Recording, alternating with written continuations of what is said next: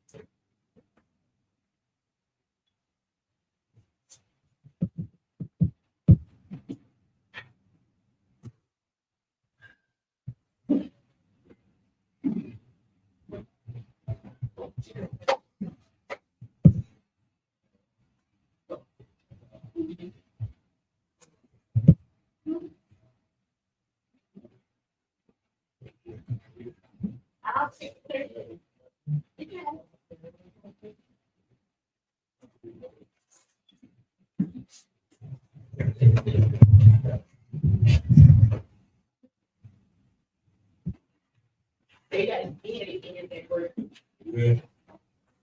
She got a couple of chicken salads. All right, boy, we live. Pack it up. Shalom, shalom. We are the ISUPK, still at 125th Street, Harlem, New York, under Command Jan Honda.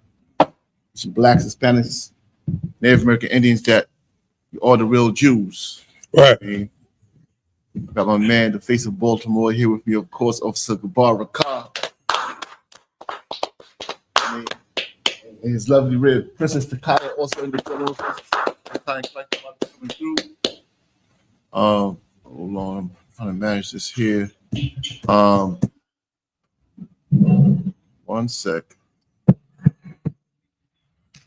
I see the chat. What's going on here?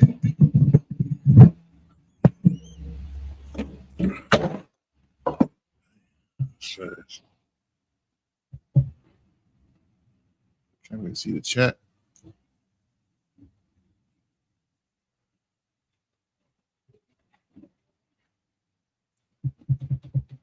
Okay, let's see on this end here.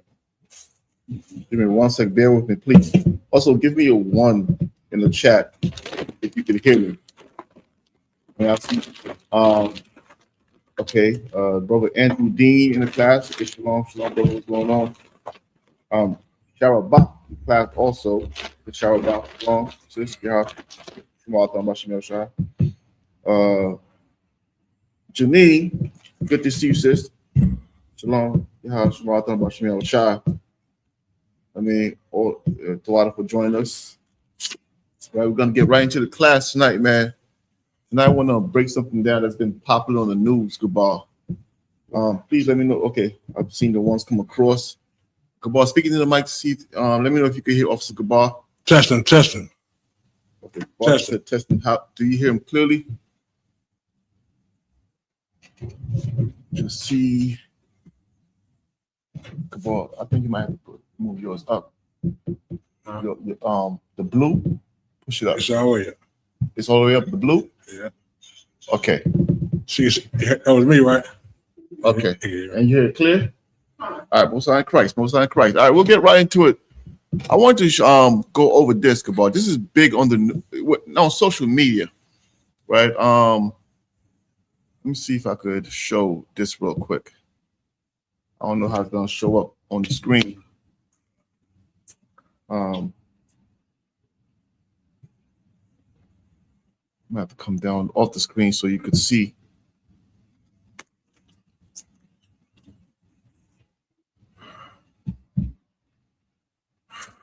This is pretty big on social media right now. 1 second. Yeah. Okay. Y'all can see it. So I'm gonna go ahead and play this video real quick. This is a video that's been going around on social media of a young boy, right? And he's basically he's out of control. He's out of control. He's throwing rocks at his mom's car. Right. So the mom basically gave him away to the foster care system, which happens a lot to a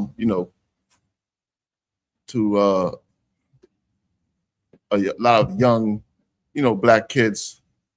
I mean, so that was him throwing rocks at his mother's car, right? And then there's another video on social media. Hold on, let me get this one here. Hold on. 1 sec. I'm horrible at managing this. Stop this. You got it? Oh, slack my deck bar. Voila. Right. So now, on the flip side, there is another video of this is him here. I don't know if you've seen this one, Gabar. PC. Right. This is him here. Right. Sorry. So basically, he ran into probably somebody who was at the foster home, probably a bigger kid who's not gonna have the compassion his mom has on him. You know what I mean? And now he's begging his mom to come and get him, and his mom is feeling sorry and trying to come and get him now, right? Go ahead, Gabar. Do you think they came from that incident? Second? You think it came from him throwing rocks at his mother's car? Yes, because that was the last story. The video of him throwing rocks at his mother's car was his mother showing to the world why she's gonna have to do what she has to do. And this boy's out of control. I can't control no more. I'm gonna have to give him up, basically. Right. So that's the story. All right. That's enough of that. Now somebody should like it. Go ahead. Yeah, somebody did that to him because of that, right? One more time. Somebody did that to him because of that. Probably not. Probably just him being who he is and thinking he could get away with it. Right. Nobody checks him. Go ahead, sis. Actually, sis, come closer. I want the audience to hear you. But let's speak into that microphone also, please. She can sit right here, bro. Yeah, she can sit right there to speak so they could hear her.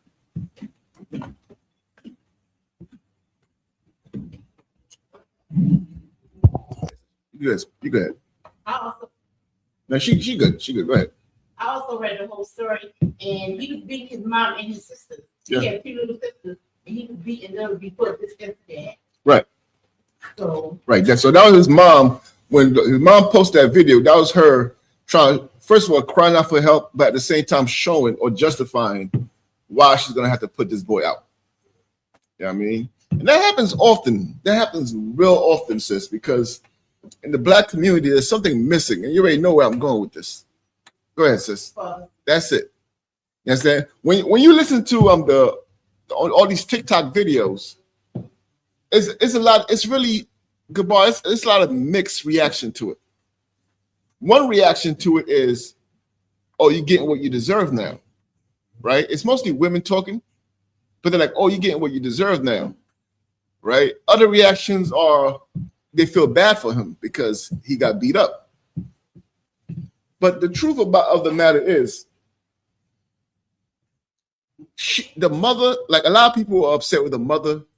Others are justifying what she did. The mother also it's not fair. She should not be in that situation raising that boy by herself. Let me tell you something, man. Every boy gets to an age where he's going to size up the household.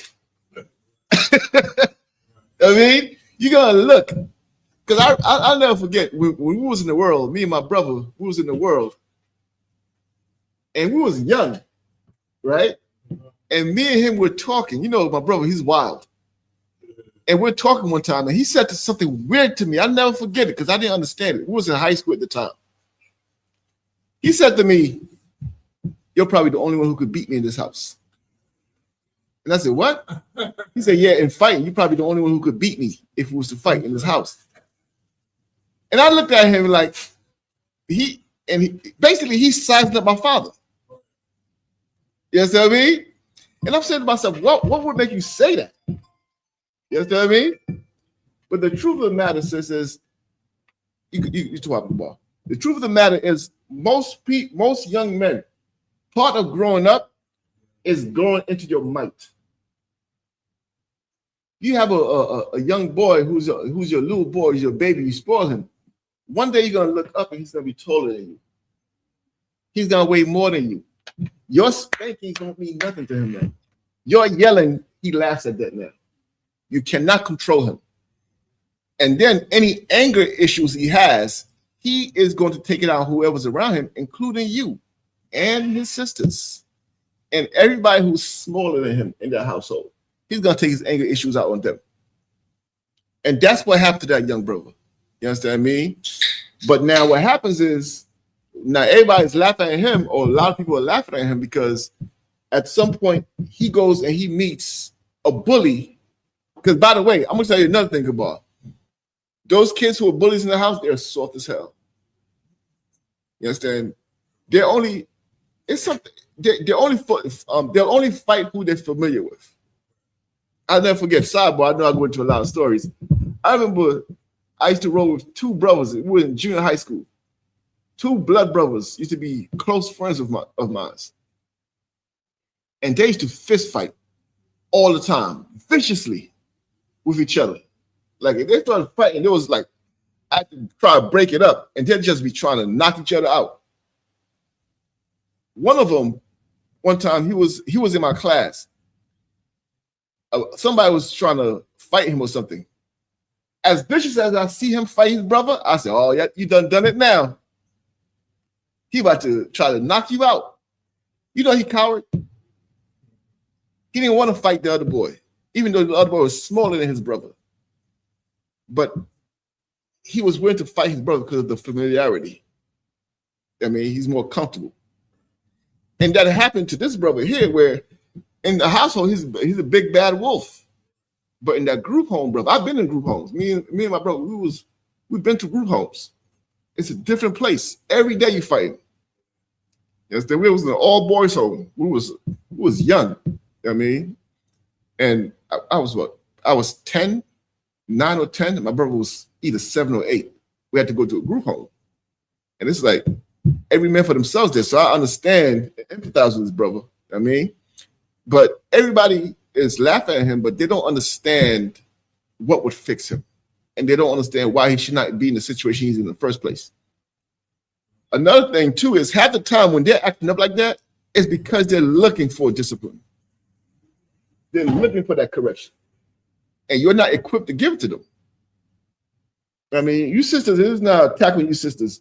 You sisters have a very important role in the household. You have the ability to nurture and care and love and raise that boy up to a point. Up to a point. At the end of that point, you're going to have to step aside and let the father deal with him. I mean, that bass in his voice, in the father's voice, will get that boy right. You understand what I mean? That masculine presence will get him right. Go ahead. So needed in the household. Oh man, that's what's needed in the black community, Gabar. Especially when it's son, the homegirl can't kill us. I mean, I feel the same way. So all of a sudden, you need a man. They just tell the home them over. Just go back and forth, struggling. Right. So that's a punishment. Not keeping the laws. That's exactly what it is. Not only is not keeping the laws, it's also by design. Because let me tell you, this young brother, everybody's like, people don't realize that young brother is lined up for jail in the future. There's a whole economy built off young brothers like that, and there's a lot of him in the black community. He's going straight to jail. He's emotional. Yeah, like you see what he was doing? Everything about it was effeminate. You see what I mean? People like to say, I remember one time I was talking to a sister and she was telling me about at Slade at work. She was telling me about toxic masculinity. So I asked the sister, what's toxic masculinity? She said, always need to be right. Always have to be the loudest in the house. All the things she mentioned, I said, sis, none of what you mentioned was masculine. And she had to think about it. And she's like, you're right. You know what I mean? These are traits that he learned from his mom and his sisters. All he sees is tantrums. You know what I mean?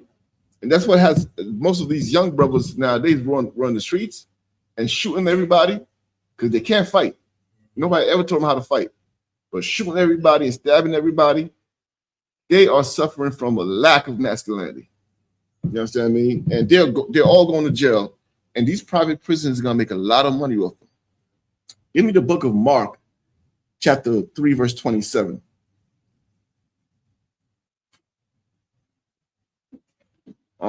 Hey, shalom. The young man, Zolan. Good seeing you out. Hey, shalom, Captain. Sir. What's going on? You mean? You want the class, Cap?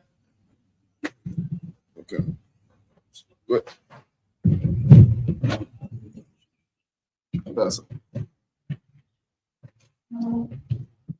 Mark chapter 3, verse 27. Call it when you got it, goodbye. Chapter, sorry. So I got Cap. We're just not on need up here, sir. We're talking about I don't know if you've seen the video of the young man who was throwing rocks at his mother's car. He was white. No, it's a brother. It's a young brother. And then his mother sent him to a group home, right? Because like she couldn't control him. He was beating her up in the house. He's probably 13. Ain't no father in the house, right? And she's beating him up. He's beating her up and his little sisters up. So she put him in a group home. And then they showed a video of him in the group home with a busted lip, a big eye, and he's crying. He's crying to his mama. He want to come home. So social media is going in on this young brother like, that's what you get. But we're basically talking about the need of black men in the household. I mean, because that young brother's in the household and he's grown into a man. And all of a sudden now, imagine at 13 years old, you're the biggest person in the house. You're the strongest person in the house. Who's going to tell you no? You know what I mean? And then your mom, all she knows how to do is hug you and kiss you and baby you. And that does not get you under control. That only makes you weaker. 13-year-olds today is almost look like out there now. Yeah, come on. Brother in the school, there's something 6'1". Good night. 13 years old. Good night. 6'1". Right. 6'2". Right. You 14. Anyway. Right. I mean, and I'm gonna tell you this: we're talking 6'1", 6'2". The average sister's about 5'5". You don't need much to be bigger than her. You know what I mean? You don't need that much to be bigger than her and stronger than her. You know what I mean? So go ahead and give me what you got, Kabal. Mark 3:27. No man can enter into a strong man's house and spoil his goods. So this boy, let me tell you something about this boy. What these sisters who are laughing at him and saying he got what he deserved. What they don't understand about that young brother, he is spoiled goods for the prison system. Well, let me tell you, you know the prison system, Gabar. When they're building a prison in a city, they do estimates. 10, 20, 30, 40 years into the future, how many prisons could we get? Is this investment worth it? And guess whose babies they're counting for these 20, 30, 40 years? Look, if you think about it, there's a baby who's not going to be born until 2070 if this kingdom continues. They already got him in the numbers for a bed in there. He's not even born yet. His parents haven't even met yet. His parents are babies right now.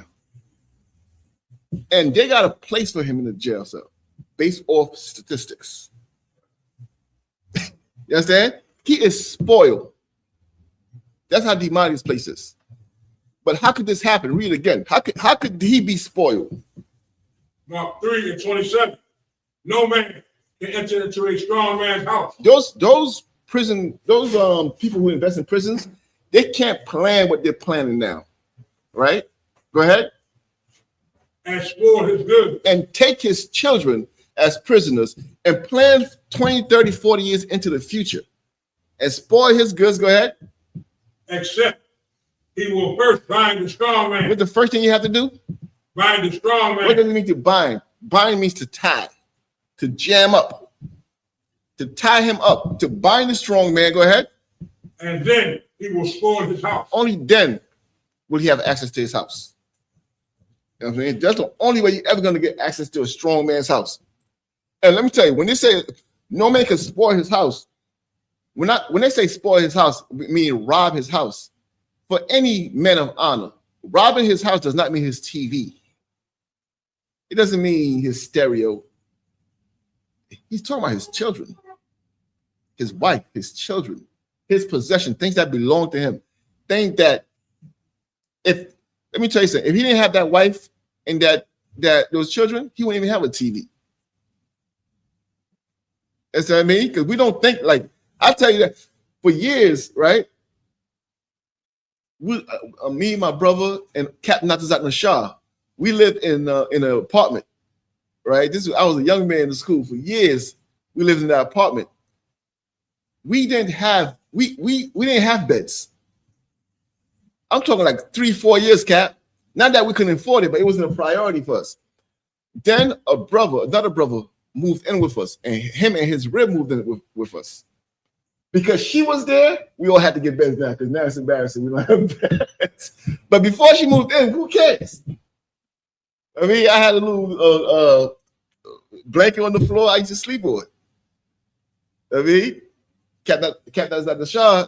I ain't gonna tell you this, he's gonna be mad. You know, Captain's at the Shah. He don't need nothing sweet. You know what I mean? But the man's sister moved in. That's when we all went and got beds that we could have got 3, 4, 5 years ago. Because now, okay, there's a sister here. Now we gotta have paintings on the wall. Now we gotta start moving differently now. You understand? So I say you have to say a strong man, his spoils is his wife and his children. And that's what the enemy wants.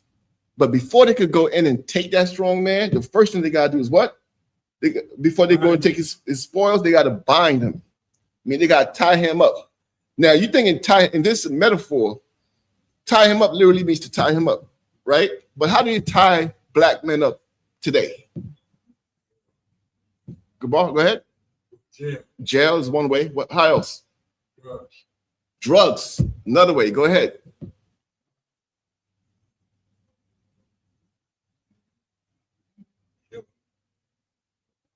Yeah, I'll take that. I'm gonna give you another one.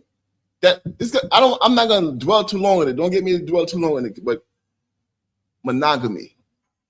I'm gonna tell you how monogamy is another one that ties him up. He has his wife. Think about how evil this is. He has his wife, right? And he has his children. They've been together for years. He meets another girl at his job. He's been with his woman 20 years, let's say. He meets another woman at his job. If that woman seduces him and he likes her, what does he have to do? He has to leave his wife. People don't understand how evil that is. He has to leave his wife. He has to leave the children and go be with the new woman. Versus he could have both and raise both households up and be a strong man in both households. That binds him up also. What is that? Religion. Christianity. You know, I'm going to put that at Christianity's feet every time the ball. You know what I mean? I'm going to put that at Christianity's feet every time because Christianity is what builds a system that had failed that young brother. You know what I mean? A lot of times, too, these young brothers, they're acting up because they want their father. They're mad at the mother because the mother, I don't know her business. I'm just speaking in general. The mother has kept him away from his father, and he's upset. That's why he's standing outside throwing stones or rocks at, I don't know if you've seen a cat. He's throwing rocks at her car and breaking the window. She's sitting in the car recording him. And he's in there. He's just throwing rocks at the windshield. That's Khan. Exactly. You understand what I mean? But a lot of people are like, they're happy he got beat up. You know what I mean? But us being men in here, we just see potential in the brother. We just see in the brother who's abused. we see a brother who needs a strong man in the house. That young brother, like that's why a lot of people hate on that brother LeBron James. You know what I mean? Because he brought up his sons. I mean, but I mean that brother's in their lives, and they're not out doing anything evil that we know of, at least. That's what I mean. And that's what you want. You need a strong man in the house. I mean, as always, anybody have any questions in the chat? Please feel free. Also in class, please feel free to ask. I'll do my best to try to answer it. Right? Let's go. Take me to. Let me get my notes. Take me to Malachi, the book of. Hold on. Yeah, the book of Malachi chapter 4. Malachi chapter 4, verse 5 through 6. I'm gonna tell you this, man. When you look at the black neighborhoods, and we upset with the black neighborhoods, and upset with the young men, and upset with the young women. The young men are thugs and YNs or whatever you call them. The young women are I don't know if I can say I'll say whores. 304s. Oh, God. Somebody can tell me what that meant. I never knew what that meant. The young women are 304s. I mean, something's happening there, and it's by design, right? Give me Malachi chapter 4, verse 5 through 6, well, please. Malachi 4 and 5. Behold, I will send Elijah, the prophet, before the coming of the Lord, before the coming of the great day, of the great and dreadful day of the Lord. So this is a prophecy, right? God said that he's going to send Elijah, the prophet, before the coming of the great and dreadful day of the Lord, right? This is yes, and this is a precept for reincarnation, but we're not on that topic today. All right, don't drag me into good boy. Keep going. Verse 6. He shall turn the hearts of the fathers to the children. He will what? The hearts of the fathers to the children. And he will turn the hearts of the fathers to the children. Go ahead. And the hearts of the children to their fathers. So this is one of the first things the Lord wants established. You understand that? That should tell you what's missing. Right?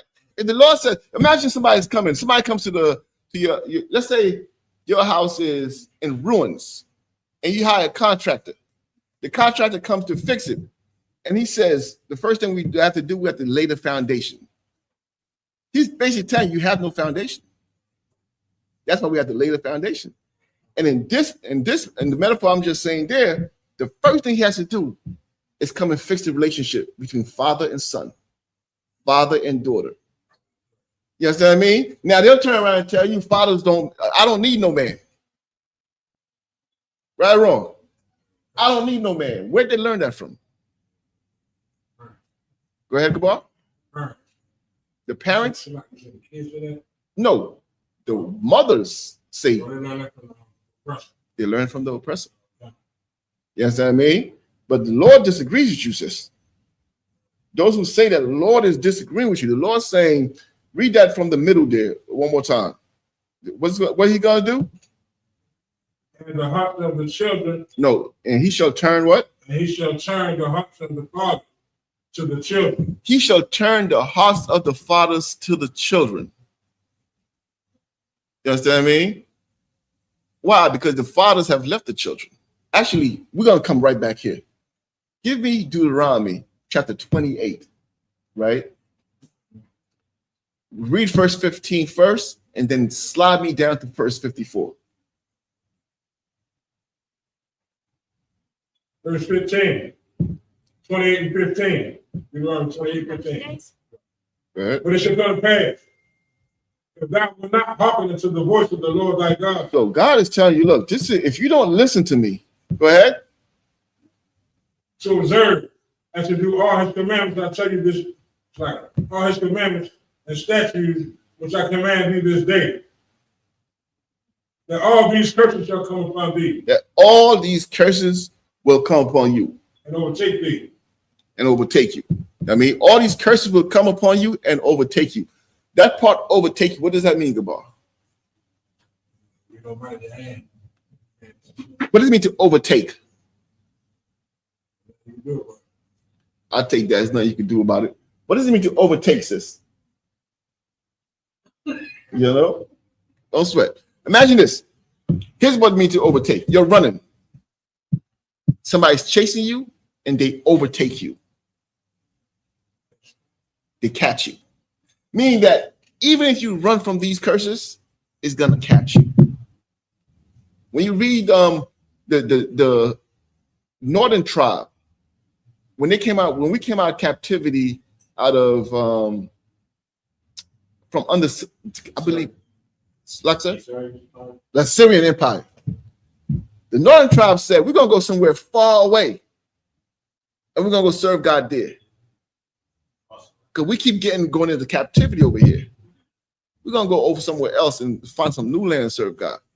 You know, Christopher Columbus went and found them wherever the hell they went. You know what I mean? That's what it means to overtake you. I mean, you can't get away from it. You understand what I mean? Whatever idea you have here, if you're not serving the Lord, whatever idea you have in your head to get out of captivity, you're gonna get rich. I mean, like Diddy, you're just gonna get rich and powerful. The curses will overtake you. You can't get away from it. You understand what I mean? Skip me down to verse 54. Verse 54. So that the man that is tender and young, like tender amongst you. Now, this is a curse from God. The man that is tender among you, meaning what? A young brother that y'all been high school sweethearts. I mean, your boo, as they used to call it. I don't know if they use that term anymore. Your boo. I mean, you understand? The caps out showing my age. Your boo, the person who is tender and delicate towards you. Go ahead. Go ahead. His eyes shall be evil towards his brother. He's gonna hate his brother. Go ahead. And towards the wife of his bosom. And that sister who is close to him, his eyes will be hateful towards her. Go ahead. And toward the remnant of his children. And his eyes will be evil towards his children. Go ahead. Which he shall leave. Which he shall what? Leave. He will leave his children. That's in the Bible. You want to know why the black community is riddled with single parent households? This is it right here. That brother who was in love, that sister, you know why that sister opened her legs to that brother? In her mind, who was going to be together forever. He's going to leave you. That's in the scriptures. That's a curse. That's why we read verse 15. These curses will overtake you. No matter what you think is going to happen, this is what's going to happen because you didn't listen to me. You understand what I mean? Why? Because if you're not listening to me, what are you not keeping? If you're not listening to God, what are you not keeping? The law, right? That's what you're going to say, sis? And what law are you not keeping, sis?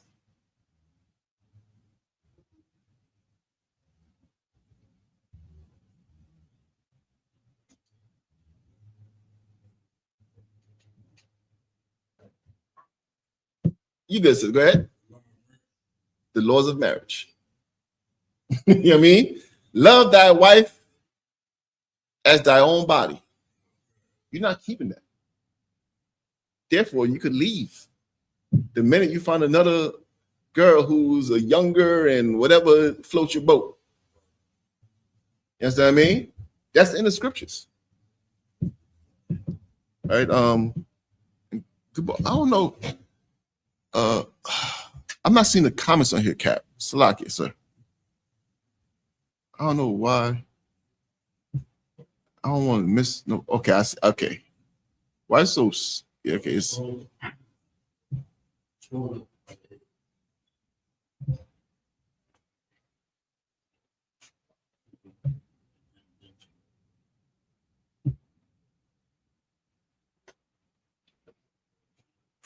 Okay.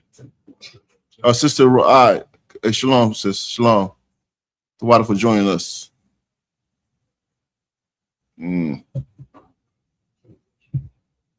I don't know that right. This thing up here is blocking the whole thing. It's too wild. Too wild, sir. I mean, so yeah, take me back to Malachi chapter 4, verse 5 and 6. Now that we read the Deuteronomy, that's what we should have read first. Now read, because that's what's happening. Deuteronomy is what's happening. But the way the Lord said he's going to fix it, take me back to Malachi chapter 4, verse 5 and 6 one more time, Cabal. Come, please. Malachi 4 and 5. Behold, I will send you Elijah, the prophet, before the coming of the great and dreadful day of the Lord. Go ahead. Verse 6. And he shall turn the heart of the father to the children. And he will turn the hearts of the father to the children. Seeing that when the Lord's going to send Elijah back, and he will turn the hearts of the father to the children, where is the heart of the father not right now? Towards his children. Does that mean he's completely abandoned them? I mean, now this is not every case. I'm talking about in general. And by the way, popping up once in a while is not your heart being towards. Like the scripture says, where your treasures is, there your heart is also. You understand what I mean? What is that saying? Basically, where you invest in, what you invest in, that's where your heart is. Popping up on Thanksgiving, on Christmas, to drop off a bike and disappear is not being, your heart is not towards your children. I mean, keep reading. And the hearts of the children to their father. And the hearts of the children to their father. Why? Because the children hate their fathers right now. You understand what I mean? But the Lord said he's going to fix that. Is there more on that? God. Lest I come and smite the earth with a curse. Read it again. Lest I come and smite the earth with a curse. That sounds like a threat to me, Gabal. Whenever you hear somebody say, lest I come and put a hurting on you, that means this is something that better happen. You understand? He's saying Elijah to come and turn the hearts of the fathers to their children again. Meaning turn the families of blacks and Hispanics back to the Lord. Or else I'm gonna have to come and deal with y'all. You understand what I mean? Give me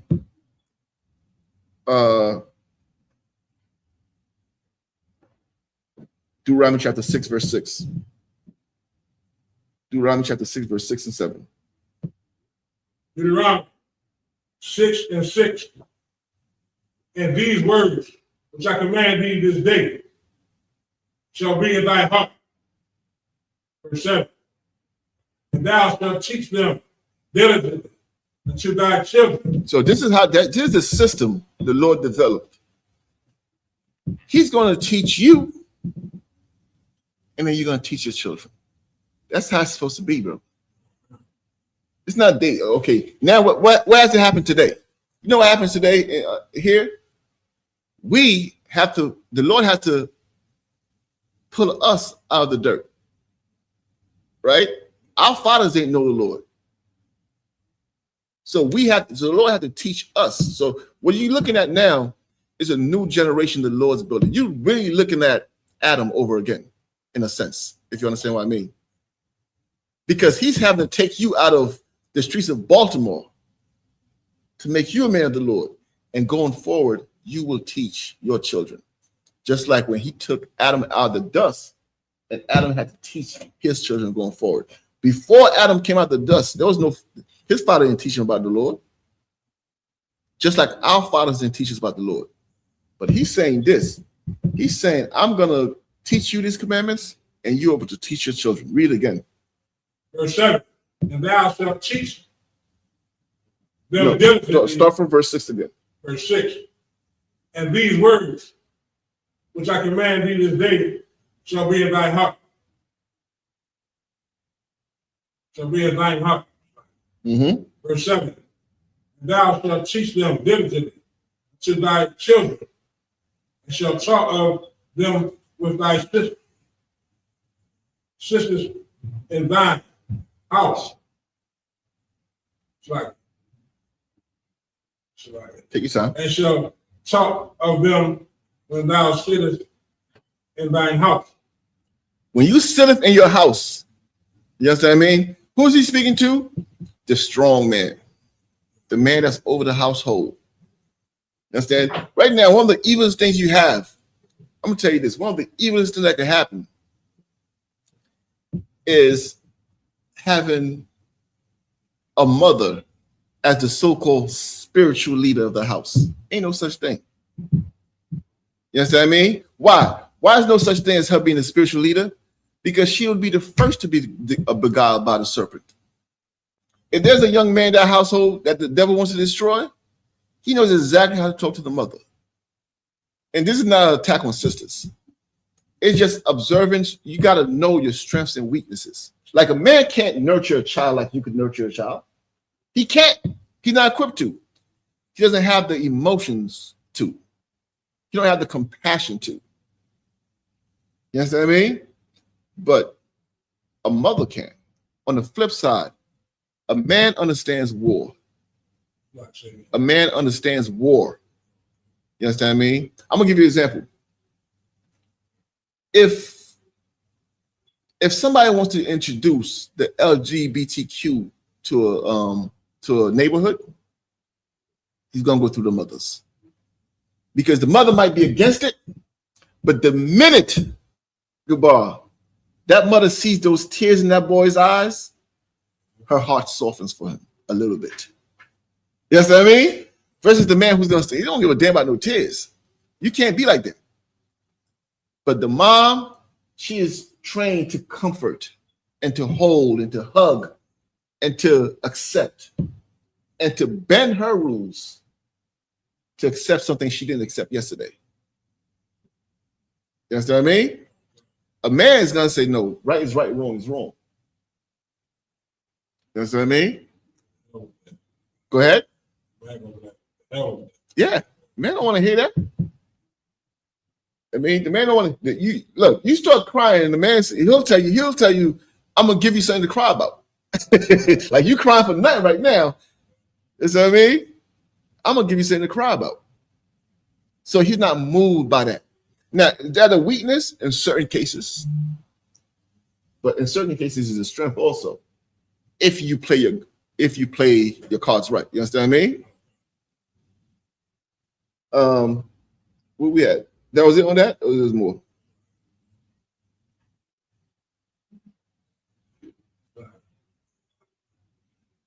Hey, shalom. Shalom, Officer Ramak. Shalom, you should put that. What's going on, priest? Water for joining us. Go ahead.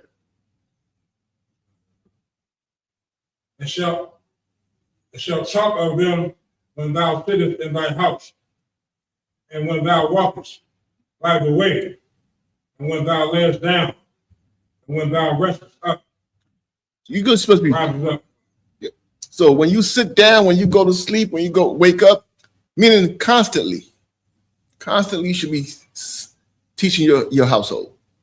You understand me? That young brother who's throwing those rocks at his mother, under a strong man, he would be learning he had to protect his mother. He had to protect his sisters. He had to be willing to die for them, not to harm them. You understand? Under a strong man. Under a mother, I don't even want to say what I was going to say. Under a mother, brother, it is sad to say, Salakia Capsule Park. It's like two bitches fighting. And he's one of them. You understand? Because he's feminine as hell. And he hates his mother. You understand? He hates his mother. And he hates himself. Because he was never taught self-control. I mean, a father tells you, hey, stand in that corner, don't move. You stand there, and you try not to shake so you don't move. It's a healthy fear. You understand what I mean? A father starts barking, that bass in his voice does something to your bones. I know it. I had a father. You know what I mean? My father starts barking in the house. Everybody quiets down. Because he's the strong man in the house. If he says, look, put that TV down. If you don't put it low, you got to anticipate how low he wants it. If it's not low enough, you know what? Cut it off. that's it. I mean, everybody got to sit down in silence in the house now. So for some, it's like, oh, that's abuse. No, that's not. That is correction. Slack, sir. I remember grandma used to tell me at the out of the house. There was one more time, sir. grandma, our sibling under the house. It was adults in the house. I would say that's how this was. Oh, when there was children? Oh, okay. Sharecropping. Oh, yeah. Come on. Go ahead, Gabar. Nowadays,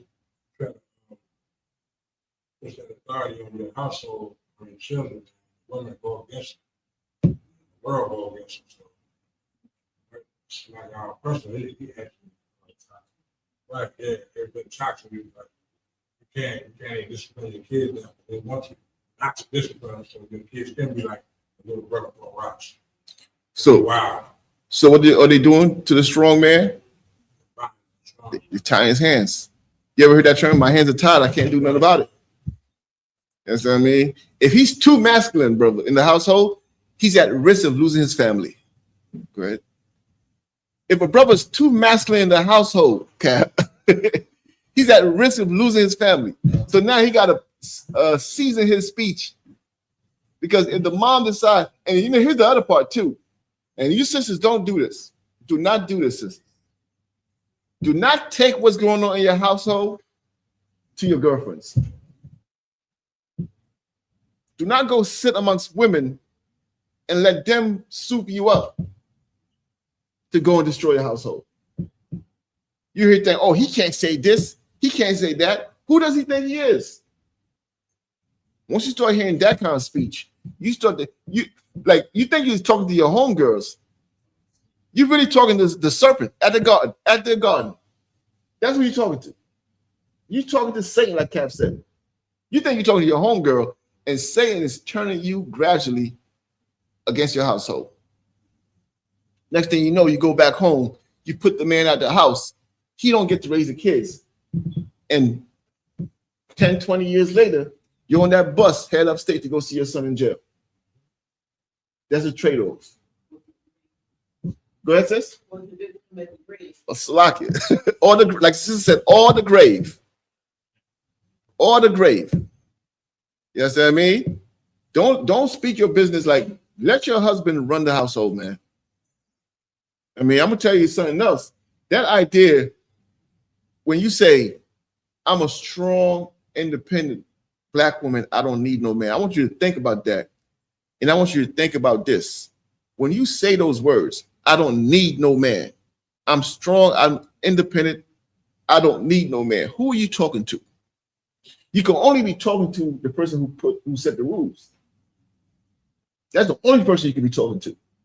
If God says the head of the household, which we get to that scripture, is the man, and you say, I don't need no man, who are you talking to? And that's why the curses have fallen upon you in your household. That's why you're living the way you're living. You dare to say to God, I don't need no man. And God said, okay, we'll see. You understand? And now your 12, 13-year-old son is throwing stones at your car. You hide inside the car so you don't get hit by stones now. You understand? I mean, you really have to consider what you're saying, especially when it comes to an order that was given by the Lord. I mean, you get emotional, man. I was taught this, Cap, a long time ago. The more emotional you are, the more you shut your mouth. You get emotional, zip it until that because you're going to say some dumb things. And there's a scripture in the Bible. We won't get it now. But that scripture says, every word that comes out your mouth will be judged. You understand? Every word coming out your mouths will be judged. Everybody good? Let's get a little bit more also. Of course, like I said, let me know if we have any questions online. Let me make sure. We're going through Proverbs chapter 22. This is what the Proverbs chapter 22 is a bedrock scripture every parent should understand. I mean, this should be at the focus of every parent, mother and father, especially a father. You know what I mean? Proverbs 22, verse 6. Proverbs 22, verse 6. Train up a child in the way he should go. And when he is old, he will not depart from it. That's how you build a nation. You train up a child in the way he should go while he's young, so that when he's old, he will not depart from it. Why do you have to train up a child while he's young? Because by the time he's old, it's too late. You understand what I mean? If you get a child, you destroy a child early in his, like, at certain points in his life he reaches, it's gonna be harder to break him out of it. Like this young brother here who's throwing things at his mom, he's going to beat his woman. He's going to abuse his woman. He's gonna abuse his children because that's how he's been since he was a child. You understand? Now, had he had a father in that household to keep him in check, he would grow up to be an excellent father to his children and an excellent husband to his wife, if he's trained up from the time he was young. But if you let him, he's 13. If somebody don't step in now, like the sister said, he's either going to be in the grave or in jail. You understand what I mean? And his children will follow him to those destinations. Grave or the jail. It's a never-ending cycle. So train up a child in the way he should walk or he should go, so that when he's old, he'll keep the laws of God. He'll raise up more children in the same manner you raised them. And then you don't end up having Baltimore City with a bunch of kids running around with those masks on, you know, completely out of order. And I'm gonna tell you, those boys, man, I always say this. You can't, you imagine this, Gabal. Let's say one of them kids running around. What year was he born? 2005? 2010? You're gonna put the problems of the black community on his shoulder as if he's the problem? He was born into this. The community we built, the past, the older brothers before us built this. He was born and he's right here now with no father, with a mother addicted to drugs. And you're going to point at him and say he's the problem? That's not the problem. That's why that scripture we read earlier, the Lord told you what the problem is. So I'm coming back. I'm going to set the father's hearts back on their children. Come on, come.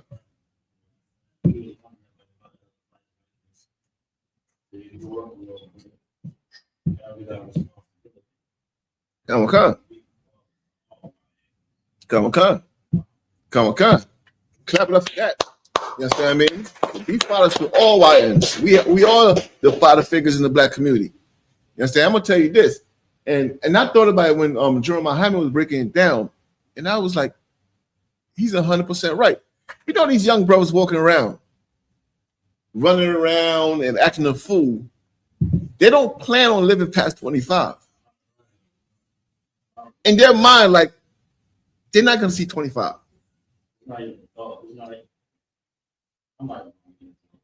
Imagine that. Go ahead, good boy. Go ahead, Kat. I made it before. I was surprised. I didn't know what to do at the age I got to. Right. You know what I mean? Like, it was not in the plan. And that is a crazy mindset. Go ahead, good boy. Now at 16, 17, 18 was the norm. Right, on jail. So I had friends and I had fucking friends be locked up dead. Broke down my arm. 16, so 15. Now imagine that, Gabal. Didn't even think I was a victim. Now imagine that. Hold on. On that point, Gabal says he didn't plan on making it past 16. When did you start having that mentality? Around 10, 11, 12, 13? Let's say 13. Let's give a high number, 13. At 13, you don't plan on making it past 16. That means you have 3 years to have a good time, and then your time is up in your mind. What kind of nation could be built on such a thought or idea? Christ teaches us that Christianity, and Christianity, our religion, you only live once. YOLO. YOLO. You only live once. Why had it once to be done?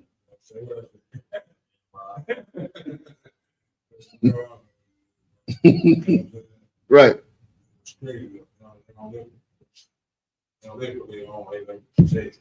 Yeah. And if you don't look, bro, if you actually, let's go to the book of Judges. We should have went to this verse earlier. Judges chapter 2, verse 10. And I want you to understand this. You see, we just read the scripture where it says the fathers have to pass down the Lord's teachings to the sons. We just read that, right? And that's how it's supposed to go from Adam on down. Now that breaks in it where, we stopped serving the Lord and the Lord chose Abraham. We had breaks again, and then he went to Moses, right? And he kept giving the same thing that you ought to pass these rules down to your children from this generation on to the next. Judges chapter 2, verse 10. This is what happened to Baltimore City. Judges 2 and 10. And also, all that generation were gathered unto their fathers. And there arose. So, hold on. The generation that served the Lord passed away. They were gathered unto their fathers. That's what that means. They passed away. They died. Right? Go ahead. And there arose another generation. Now there came up another generation, a new generation. Go ahead. Which knew not the Lord. Which what? Which knew not the Lord. They didn't know God. Nobody taught them about who. Imagine, one of the most. That's like it. Keep reading. Nor yet the works which he had done for Israel. The average young brother walking around the streets, brother, they don't know God. They don't know nothing about what he did to it. They don't even know who they are. They're just Jamel, who was born in 2014. That's all he is. Who was you? Imagine this. Where did you come from? Oh, I've been was here from Baltimore. Where's your forefathers from? I don't know. What's a forefather? I barely know my father. What are you talking about, forefather? What's your father's name? I don't know. This scripture here says there's a new generation. There arose another generation of them which knew not the Lord. And you've seen it in action. What's the break?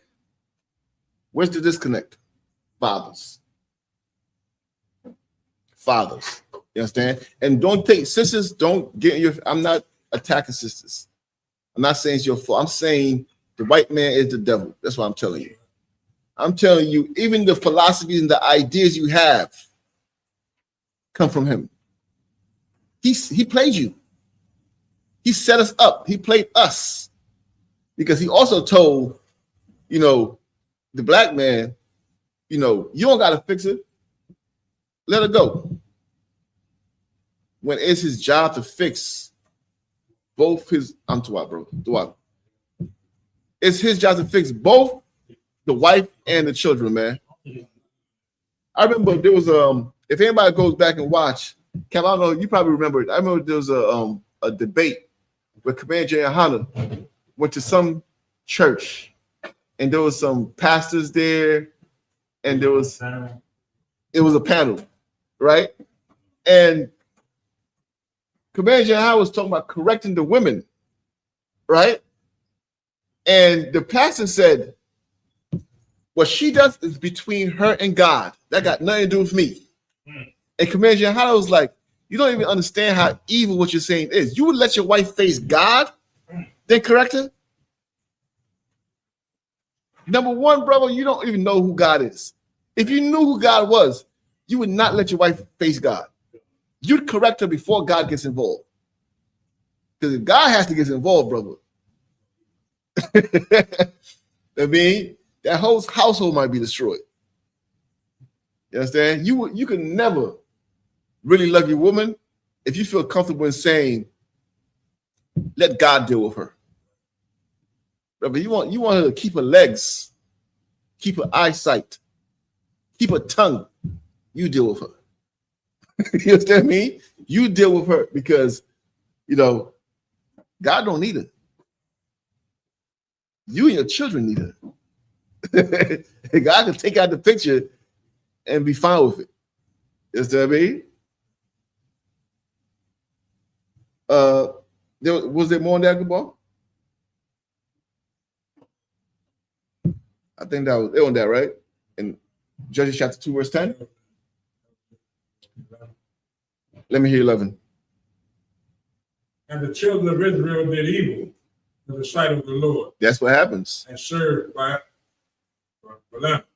Balaam, right? Right? That's a false god. So the children of Israel did what was right, what was wrong in the sight of the Lord. When that break of passing down God's laws, statutes, commandments to them, stop. Let me tell you something, man. One of the evilest things you can do to your children is not tell them that they are special people above all people that are on the face of the earth. Why? Because if you don't tell them, they don't know that being a special people comes with responsibilities that the heathen don't have. I mean, the Lord said, I'm going to paraphrase, but he says, you alone have I known of all the families of the earth. Therefore, I will punish you for your sin and your iniquities. That's what God said. Imagine that type of God. You are the one I know. Therefore, I'm going to hold you accountable. If they don't know that, brother, they're going to be not known is not an excuse for God's chosen people. You understand what I mean? People think, well, I didn't know God's going to give me a path. That's not how it works. You understand what I mean? I'll give you an example. Let's say you had a clear bottle of water. This is a good example for being God's chosen people and having to keep his laws, no matter what. If you had a clear glass of water, but there was poison in there, but you didn't know there was poison in there, and you drink it, what happens? You die. Can you say, well, I didn't know there was poison in there? I was not aware. That's not fair because I wasn't aware there was poison in there. I'm gonna tell you, these young YNs, so-called YNs walking around the streets, the Lord is punishing them, whether they understand it or not. That's why we go out there every week and we go out there and we battle our own people, trying to convince them that they're God's chosen people and they should keep God's laws. Imagine that. We go out there and we fight. We almost get into fights. People threatening us because they don't want to hear it. But the Lord sent us out to speak, and we got to go and do it. Go ahead, Officer Gabar. Say again? The prophets of the Bible are doing to us. Meeting with us. Well, I hate to break it to you, brother, but you are the prophets in the Bible. You know what I mean? You're just doing what you've been doing. Yes, I mean, we're doing what we've been doing. Nothing changed. Right? From Jerusalem to Baltimore City. Nothing changed. Right? For years we're having this battle.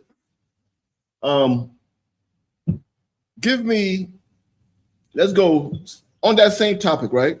We just read what was it, the book of Judges?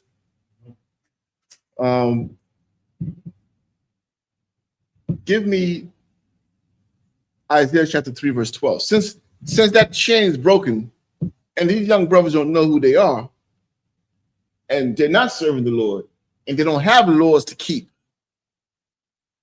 I mean, what's the outcome? Isaiah chapter 3, verse 12. Isaiah 3 and 12. As for my people, children are their oppressors, and women rule over them. That's the outcome.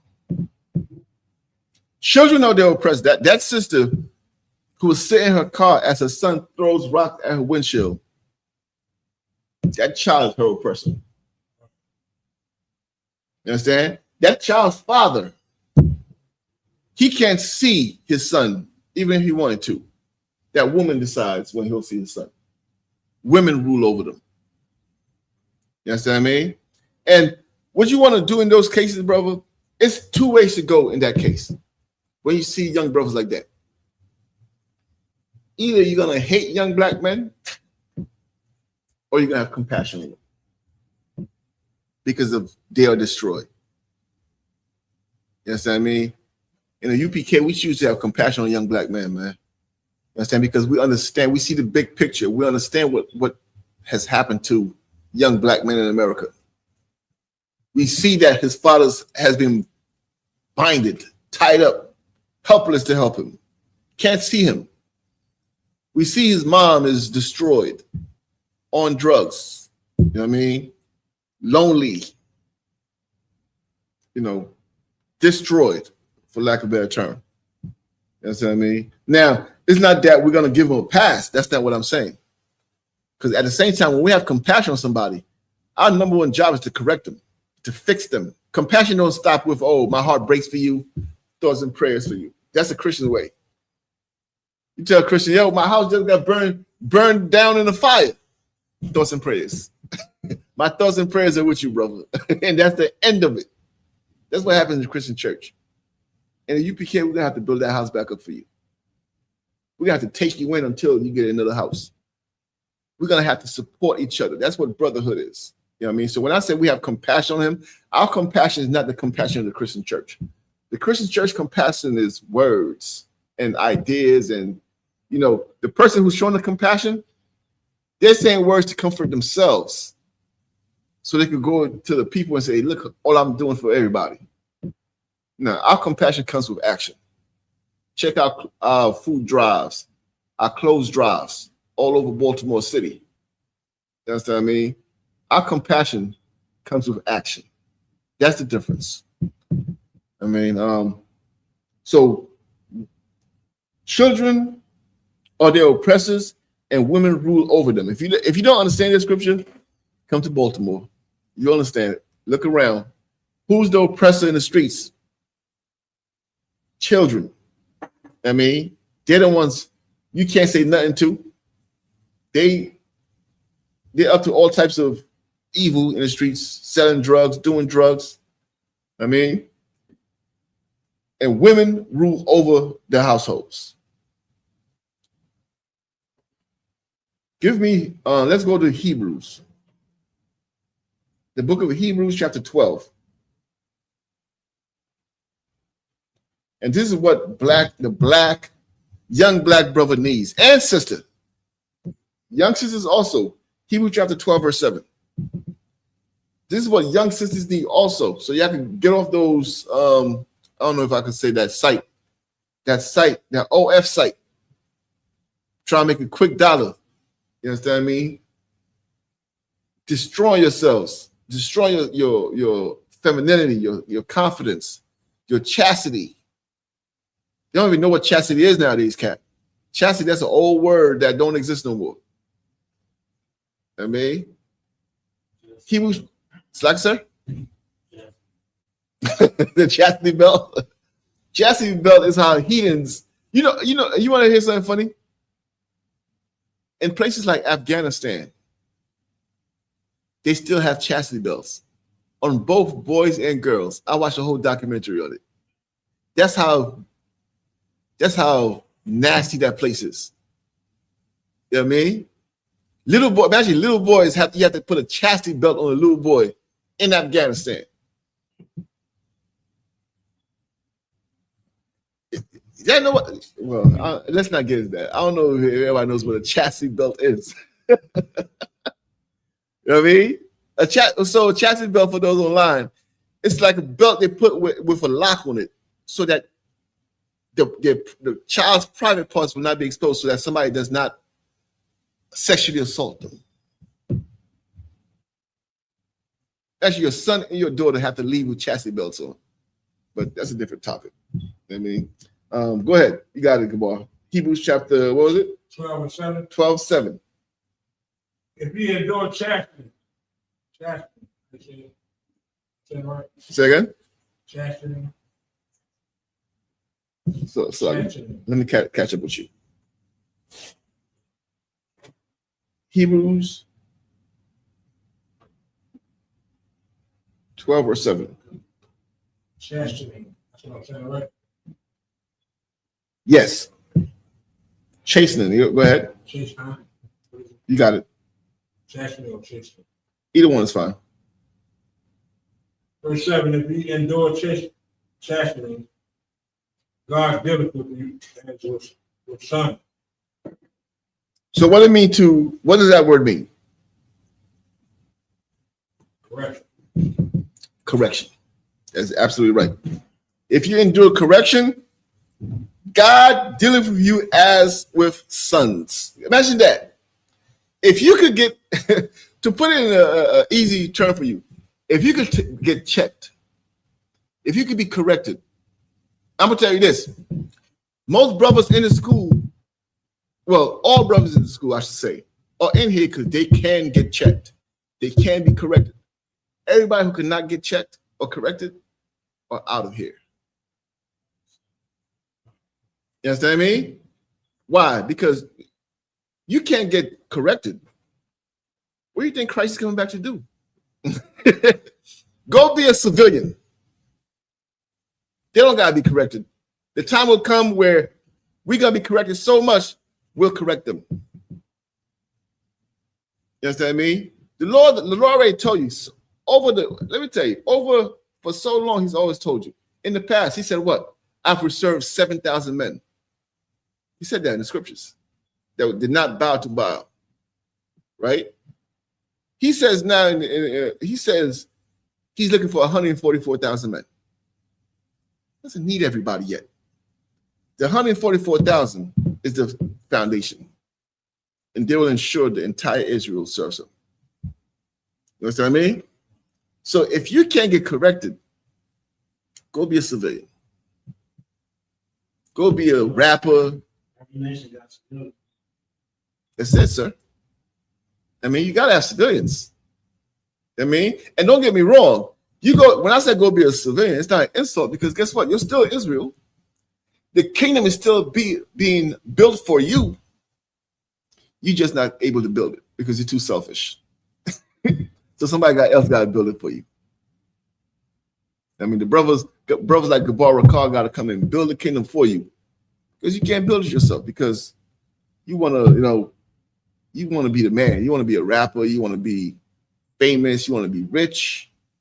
And God forbid somebody should tell you, no, you can't do that. I was telling Cap Sapari one time, because coming up in the DC school, brother, we used to under so much scrutiny. Like if I was given an order, pick up that crate and move it there, I felt like I was being judged on how I picked it up. Like I'm trying to grab it. I'm like, damn, should I grab it this way? And you gotta think, and that's how. It's like, sir, you're right. That's it. That's it right there. But you know what, sir? When I thought about it, right, I said that's how a young man should be. These young brothers in the street, everything they do, everything that come out their mouth, they should think and say, damn, should I say this?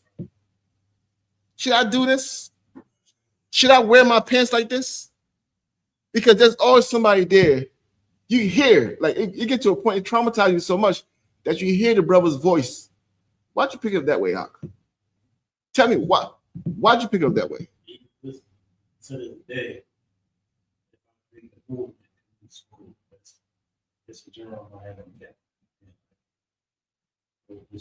Right. Even, literally like picking something up. We just taught how to do it. You know, one of my favorite ones, Cap. When I hear a certain captain says to me, "Who before you have you seen do it that way?" Don't make up something that. Don't make something new up. I'm like, damn. But that is what a son is like in a household. When you have a son, you are screwed. It's not that you hate him. It's you're building a man. Why is your hands on your hips? Why is it that way? Now, if the mom sees their hands on their hips, she puts her hand on her hips. Ain't nothing wrong with it. But when the father sees it, he wants to know, why is your hands on your hip?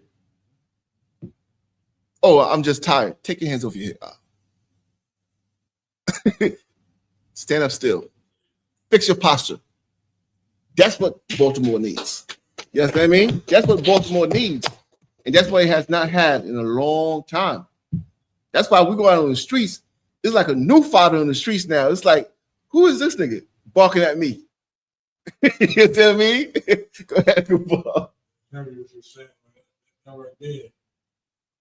So best in our community, man. We try to enforce that way, right? To the family that's so far gone. And the sisters don't understand that. They go against it. They get against it. Like, their way is the way. That's right. That's how we got to do it. Mm-hmm. That's exactly what destroyed it. That was the crafty council of our president. Oh, man. And our sisters don't see that. So, I think Senator Harder that he would kill. Yeah. Bring it back. Most High Christ. I mean, that's 100% right, good ball, because I'm telling you this, that witchcraft is so deep. If you think, right, and this is for you sisters, I want you to think about this on how you're trained. You know, growing up, every sitcom, every show you can imagine, the father is an absolute moron, an idiot, and the mother is the reasonable one. You think Homer Simpson. You think Everybody Loves Raymond. Anybody you think about, the father is like a buffoon. The problem that happens in the episode starts with him. And it ends with him apologizing to his wife or having to fix it, and his wife forgiving him. And it sounds innocent, but it's programming a sister to look at her husband and say, "You're the problem. You're like, now I gotta be a mother." Like you hear your sister say it all the time. I gotta be a mother. I'm like, she'll have a child, and she said, "I have 2 children," because the father's the child too. She emasculates him. You understand? And that's what sisters have been dealing with because that's what they've been watching. And it's been like that forever. So when they go and they see a brother, she thinks she's smarter than him. She's wiser than him. She's the voice of reason. If God is talking to somebody in the house, it's to her. She decides the religion they choose. I mean, I remember my father used to hate church, but he had to put on that tie and go and sit in there, or else, you know, he's a problem. You know what I mean? Go ahead. With wife, yeah, put it on a 2 times. It's not an argue with wife. Yeah. Well, happy wife, happy life. Right. That's from the Christian church. That's from the Christian church. Yes, I mean, happy wife, happy life is telling you need to submit to her if you want a happy life. Of course. I've seen that when I was young.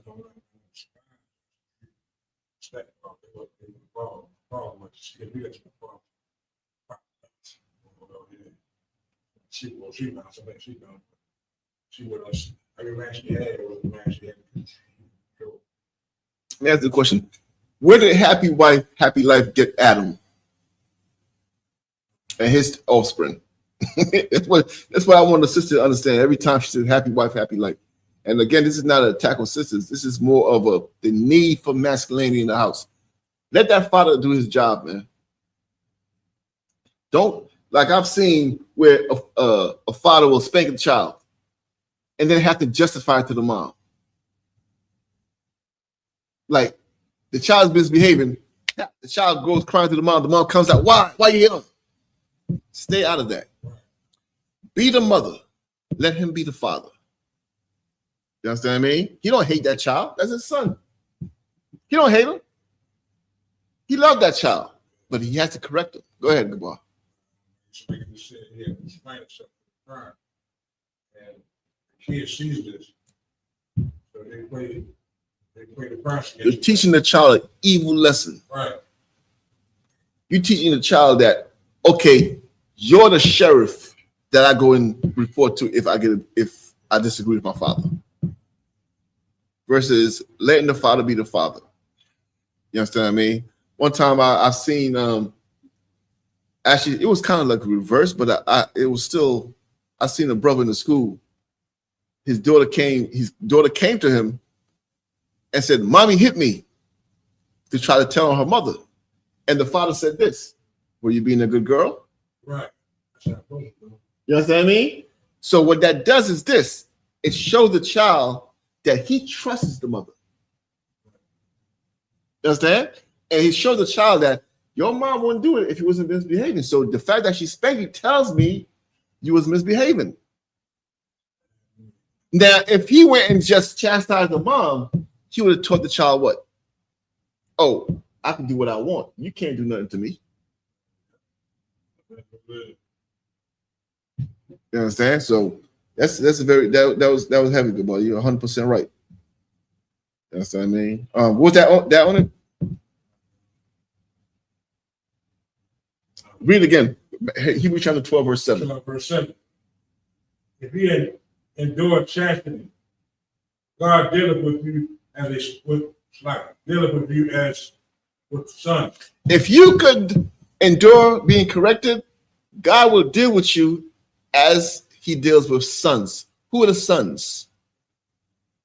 I'll give it to you for the sake of time. Sons are other people who could endure chastening. You come into that fold. People who could be corrected. If you can endure being corrected, he'll deal with you like those who could be corrected. You'll be counted as one of his sons. Keep reading. For what son is he whom the father chasteneth not? What son for whom the father does not chastise? That's a serious question. Read again. Read that part again. For what son is he whom the father chasteneth not? What kind of son gets no correction from his father? I want you to think about that. You understand what I mean? What kind of a son who does not get correction from his father is a son who has no father. You understand what I mean? If you're getting no correction from your father, that strong man has been binded up. He's tied up. His hands are tied. That's why he can't correct you. There's no such thing. God's telling you basically this. He's put it in the design of a father to chastise a son. He designed him that way. You get chastised over little things that you didn't have to get chastised on. But him being the father, instinctively, he's going to check you. Man, I used to hate when my father used to come home from work. All of a sudden now the TV can't be too loud. We can't be loud. Everybody has to sit down and not just run around like there's no law. We used to hate it. Like, this nigga coming home at 6 p.m. every day. On the dot, he's home. Come through that door, man, and all the ruckus stop. It has to stop because he tired and he annoyed. And you don't want to be in the path of his wrath at that point. I mean, we used to have the Nintendo system, unplug it from the TV. So that means that you have till 6 p.m. to play this game. Unplug it now. And now you're going to have to be without. You know what I mean? And you look back at it, it was like, it's real discipline. Did he have to do that? No. But being a father, his presence checks you. You know what I mean? A father, just him being there. You know what I mean? I remember Hebrew Academy cat, right? This last Hebrew Academy, with we had brothers from Baltmore in there. The two young men, specifically Mayaka Allah. So he'll be laughing and joking with his brother, and he look around. He sees any of the teachers, and his face becomes still, like instantly, because he knows push-ups is on the way. You understand what I mean? He all of a sudden, all the childish play leaves his body immediately. That's what a father does. That's what somebody who overs you. That's what somebody who's building up a man does. Now, mom wants you to he ha ha ha all day. A father at some point he's gonna get annoyed at all that laughing. Like, yo, man, why are you laughing so much? You know what I mean? Why are you skipping? I remember one of the things that that traumatized me the most, and trauma is not a bad thing, by the way. Certain traumas are necessary. I say traumatized me because I remember it till now. I was 6 years old, and I still remember it. So when my father used to come home from work, as kids, I have a sister who's older than me. She was about 2 years older, so she was about 8. And my younger brother, at the time, he was 5. No, he was 4. Right? My father used to come home, and we'd all go and we'd kiss my father. One day, I'll never forget, my father comes through the door, my sister goes and kisses him. My younger brother goes and kisses him. I go to kiss him, he stops me.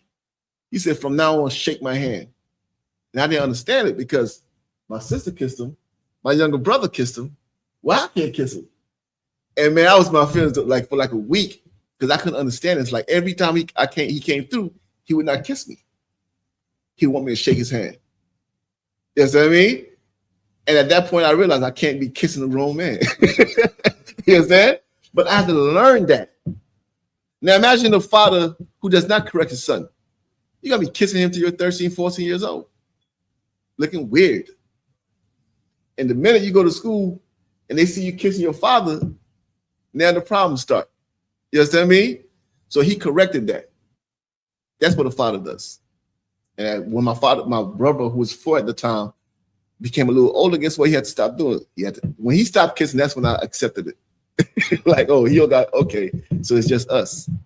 That's what I mean. I was a little bit older, I understood it better. But my sister still kissed him every time he came in. Right? That's what a father does. The point is, a father sets order in the house. He sets boundaries, he sets rules. And that's what you want. I mean, let's get we're running on time. Salakia. This topic, Salakia, this topic is just a passionate one for me because I grew up with a father and I know like I hated my father. But today it's like I understand him. Now I appreciate him definitely because a lot of things he did, I didn't understand when I was a child, but now I understand it. You understand what I mean? And most of these young men, like that brother in that video, he could have used a father. He could have definitely used a father. Proverbs chapter 1, verse 8 through 10. Let's go. Proverbs 1, verse 8 through 10. Proverbs 1 and 8. My son, hear the instructions of thy father. This is what God is saying to us. Hear the instructions of thy father. Young brother, you listen to your father. Go ahead. And forsake not the law of thy mother. And forsake not. Here it is, the law of thy mother. The mother definitely plays a role. You understand? Just because we're talking about the importance of the father, the reason we're talking about the importance of the father tonight is because most households are without a father. You understand what I mean? Most households are without a father. The mothers are there, but they, like, even your role, you can't really do the way you need to do it because the father is not there to kind of offset your weaknesses. You understand what I mean? So you definitely got to listen to both. And that's the law of the Lord. I mean, hear the instructions of thy father and forsake not the law of thy mother. I mean, you do this, brother, it'll keep you out of prison. Like the sister says, it'll keep you out of the graves. I mean, and it'll prevent you from having to endure the bulk. There's no way to get out of it. Don't get me wrong. But a lot of things, a lot of the curses that, others face, you won't have to face. If you listen to your father and, listen to your mother also, of course. Go ahead. Verse 9. For they shall be an ornament of grace unto thy head and chains about thy neck. Read it again. For they shall be an ornament of grace unto thy head and chains about thy neck. This is how you know the Lord is a black man. What does every black man want? Jewelry. You want jewelry? You want a chain on your neck? You want an ornament? Ornaments like this, or like what Officer Gabora has on his head? You listen to your father, your mother. What does an ornament on your head or a chain? Let's take what's more popular today, because these were popular. These headpieces were popular when back in time. But it's not as popular. Outside of the UPK, it's not as popular today. But a chain, why is he saying a chain around your neck? What is a black man's infatuation with a chain? What causes his love for a chain so much?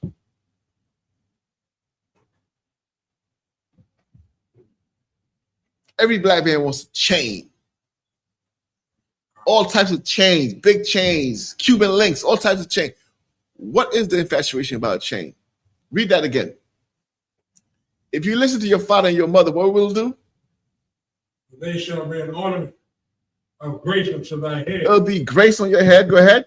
And chains about thy neck. And chains around thy neck. What is it about a chain around your neck? What does it give you? I'll give it to you. Honor. A chain gives a black man a sense of honor, that he has this expensive chain around his neck and nobody's taking it from him. You know what I mean? That's why we love it, brother. You know, let's take the hip hop industry. If somebody takes your chain from your neck, bro, your career is over. Like, you're done. Don't come out with no more raps. They don't want to hear you speak because somebody done took your chain from your neck. You know what I mean? A brother wanted to take a dishonor, brother. He said, yeah, I took that nigga chain. You know what I mean? That means I took his manhood. That's what the chain is. It's like, it's honor. Like, get your chain took. It's like somebody's taking manhood. I mean, and you don't recover from that in the black community. That's just our culture. That's how we've been from back then. That's why the Lord said it's like an ornament on your head, or what? A chain around your neck. He's comparing that to receiving instruction from your father. You know what I mean? You can carry yourself with pride. You don't embarrass yourself every minute. You know what I mean? You're not a pissy drunk. You're not effeminate. You're not a coward because you listen to instructions from your father. You can walk around like a man because you listen to your father. You had a father to instruct you on how to be a man. And it's like a chain around your neck. I mean, again, this is for black people. Some Edomite won't understand the importance of a chain around a black man's neck. You know what I mean? He's not going to get that. You want the chain? Take the chain. Take it. I'll buy another one in his mind. His honor is his money. A black man can't be a coward. You know what I mean? That's why the Lord said it that way.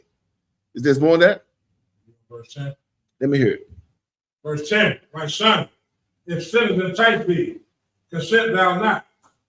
And what is the Lord calling us? My son. That's such, let me tell you, man. Not every nation gets called my son. They may think they're God's son. They're not. Nowhere in the scriptures has an East Indian or African or Edomite, so-called white man. Donald Trump can't call himself God's son. But the Lord's speaking to a specific person here when he's saying, my son. That's the YNs walking up and down Baltmore. That's that brother throwing rocks in his mother's car. He's calling him my son. Yes, I mean, read again. My son, if sinners entice thee, consent thou not. Verse 11.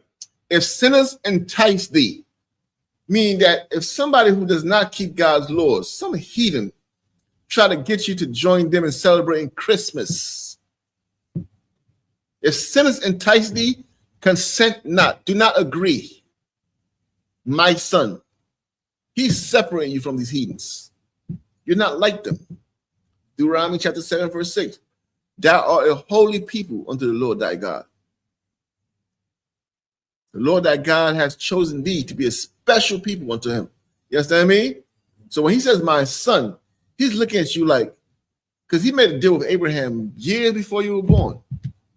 You born here 2025, 2010, 1993, 1980, 1975, 1960, 1950. You don't know, back when Abraham was on earth, the Lord purchased you. And he's not backing down from that purchase. You understand me? That's why he's calling you my son. The Lord told David, your son will be my son. If he sins, I will chastise him. You understand me? You got that relationship, brother. Then why? And that's why you like when you think about that, you look at them young brothers different. Like that brother who's throwing rocks at his mother's car. When you think about that, you look at him like this brother here, he's God's chosen people. And whatever happened to him, like he's behaved like that because he's been robbed, like Cap said, of a father. He's been robbed they robbed him. They're binding his father. Now he is just as effeminate as could be and as weak as could be, and he hates his mother. You know what I mean? Keep reading, come on. Verse 11. If they say, come with Hey, us. Shalom, what's going on, Officer Bakar? Officer Bakar checking in. What's going on, priest? Go ahead. Verse 11. If they say, come with us, let us lie wait for blood. Yeah, we could drop it from there. You understand me? But actually, for you YNs, you keep reading this part here. Y'all keep reading. The YNs watching, y'all keep reading this part here. You know what I mean? Because y'all need to stop all this violence. Actually, read it for me, Gabar. Salaki. Proverbs 1 and 11. If they say, come, let us, sorry. If they say, come with us, let us lie wait for blood. Let us lurk privately with the innocent without cause. That's a jux getting ready to happen. You understand what I mean? That's a robbery getting ready to happen. Let us lie in wait for blood. Let us catch somebody by surprise and take his chain. You know what I mean, you YNs, you keep reading that. Go ahead, good boy. Yeah. You understand what I mean? So you don't listen to those brothers, man. I mean, that's a little bit off topic. I mean, but you keep reading this and it'll tell you exactly what to do, you young brothers in Baltimore, if you're listening. I mean, back on the topic, take me to this part here is very important for the black man. And this is what you have to actually give me 1 Corinthians chapter 11, verse 3. How we ain't go there? I mean,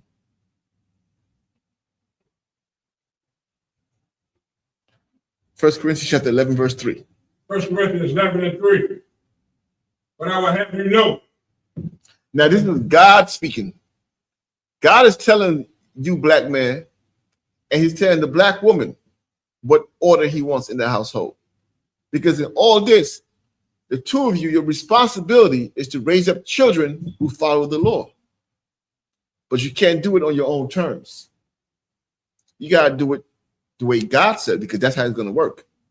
If you try to do it on your own terms, where you're doing you're adapting philosophies like happy wife, happy life, you're going to destroy your household, you're going to destroy your marriage, and you're going to destroy your children. You know what I mean? But if you do it the way God said, that's the way it's going to work. Go ahead, read the Kabbalah. 1 Corinthians 11 and 3. But I will have you know that the head of every man is Christ. So now, the head of every man is Christ. Why is he saying this? Why is the head? Obviously, we know why Christ is the head. But what does that mean for the household? For the benefit of the household. How does the head of every man being Christ help the household? Who can give it to me online? The head of every man is Christ. How does that help your household? How would that help that young brother who's throwing stones at his mother's car? How would it help his mother? How would it help the father who's not there? Here's how it would help. The head of every man is Christ means this. The man runs the household, but he doesn't do what he wants. You know what I mean? He don't decide what he wants. If you ask him, should we celebrate Christmas? He doesn't get to say, I think we should. or I think we should. He'll say, this is what God said. It's like, sir, he's not going to do it for the kids. He's not going to do it and say, well, Everybody in the house gonna be upset.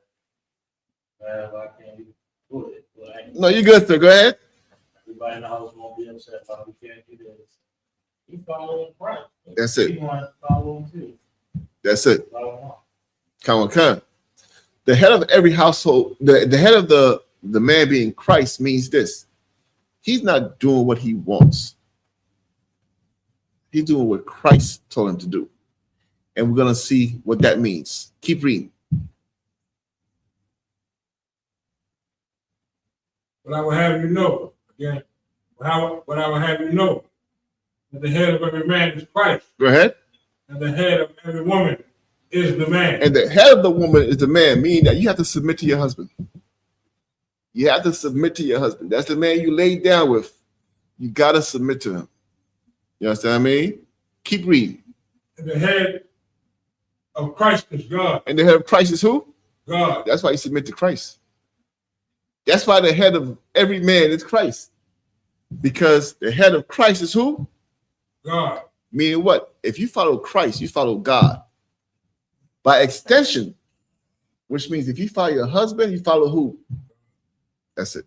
You follow God. So remove that from your, that I'm a strong, independent woman, remove it from your vocabulary. Because at that point, you will make yourself an enemy of God. You know what I mean? You're saying, I know God said the head of every man is Christ, and the head of Christ is God, and I should be under the man, but I don't want to do that. I mean, let me tell you something, sis. You don't want to be on that side when Christ show up. You understand me? When Christ show up, you don't want to be on that. I mean, because I remember Slack, sir? Right. Okay. Yeah, you don't want none of that. Because I'm telling you this, the Israelites thought they could speak to God, and they wanted to cut Moses out. I mean, and deal directly with God. When God started giving orders, man, they said to Moses, you go up and you speak to him. And you come down and tell us. We don't need to speak to him no more. Anybody who wants to deal directly with God never dealt with God before. That's why you want to deal with him. Because you've been taught God is all rainbows and leprechauns. God is not that. If you think your man is rough and chastises you, wait till Christ shows up. And Christ says, everybody shut your goddamn mouths. And you're going to do it this way, or you're going to be put to death. Now, everybody's going to, go ahead, Gamal, Salakia. Our person shows that the woman can talk to God. She don't need a man. She got her own relationship with God. Right. They cut the whole head out of the man's ideal Christ straight himself. Well, how else would they emasculate a man if they don't have a personal relationship with God? Imagine every woman felt that, okay, I have to listen to my husband if I'm going to listen to God. Then there's no way around it. But if they don't need you and they could go straight to God, now they can emasculate you. You understand what I mean? If they agreed that, the head of the household was the man, Satan couldn't do what he's doing in the black community right now. He couldn't do it.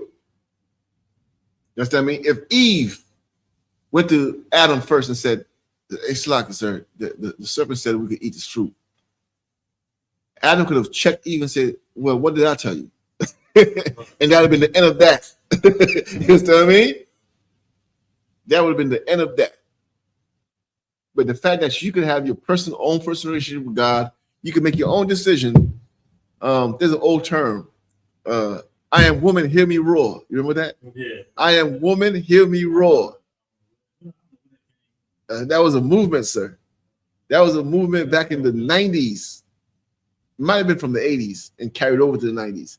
But I am woman, hear me roar, meaning that I have a voice and I'm powerful. I mean, and you end up destroying the black community. Go ahead, Gamal. All it is scrap the council. One person. Destroy it. When you're dealing with this oppressor, right, you have to understand, this is the man who will dedicate 5, 10, 20, 30 years of his life studying an ant. Is that, sir? In the 70s, the iconic I Am Woman Every War comes from the feminist anthem, I Am Woman, written and performed by Australian singer Helen Reddy, released in 1972. They're from the 70s, 72. Good night. The key point is it's a feminist anthem. Right. Right. And that has done damage, like irreparable damage for years. I mean, now what I was saying is this. Imagine this is a man who would invest 10, 20, 30 years of his life studying an ant and the patterns of an ant. Imagine how much study he's done on you and what, how to destroy your family. I mean, what can he do to destroy your family to ensure that these prisons are filled with black children? How much money has he invested in your culture, in your music, to turn it into debauchery, to destroy you? And you want to go up against your husband? Says you better get all the way behind your husband. Like there was an intruder at the door. You see what I mean? You know how it is when you hear something downstairs and you get behind your husband? Treat this life that way. Like there's always an intruder here, and you don't know where he is. And you're just gonna stay behind your husband. You understand? Act like there's a mice running around on the floor, and you jump up on that table, and you stay up there while your husband figures it out. Huh? You see the sister laugh. She get that terminology. Act like that. When it comes to dealing with his life, act like there was rats everywhere. And he'll go out and deal with it. You understand what I mean? He'll go out and deal with it. Don't go out there and think this, you could run this household, because that's when you end up destroying your own kids, man. You know what I mean? Cabal, I'm slack. You were saying something? You like it, right, sis? Yeah, you gotta act like that. Put that in your mind, because then you will act with the urgency that's necessary to raise up righteous children in this kingdom. You know what I mean? Joshua chapter 24. Joshua 24.